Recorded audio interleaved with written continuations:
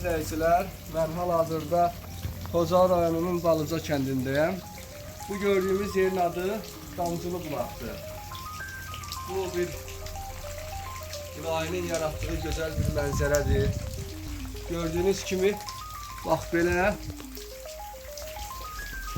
daşların altından su süzülərək axıb gəlir. Çox gözəl, çox qeyri-adi bir mənzərə var burada. Çox şükür ki, bu gözəl yerlərimiz artıq özümüzdədir.